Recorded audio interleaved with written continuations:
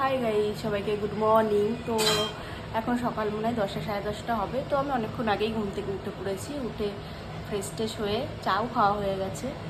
তো ভাবলাম চলো রোজই তো তোমাদের দুপুরে কি রান্না বান্না করছে মা তোমাদেরকে দেখায়। আজকে চলো দেখায় আমার মা সকালে কি জলখাবার করছে। মা, হ্যাঁ, আজ সকালে কি হচ্ছে? সকালে যে লুচি হচ্ছে, সুজি হচ্ছে দুধ দিয়ে।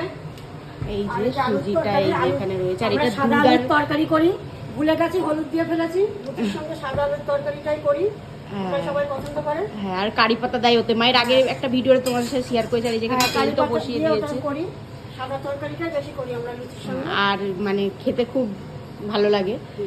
আর এই যে লুচি তো মা বেলছে, আর এখানে এই যে সুজিও হয়ে গেছে। এখন তরকারি মানে লুচিটা হয়ে গেলেই আমরা সবাই খেতে বসবো, তাই তো?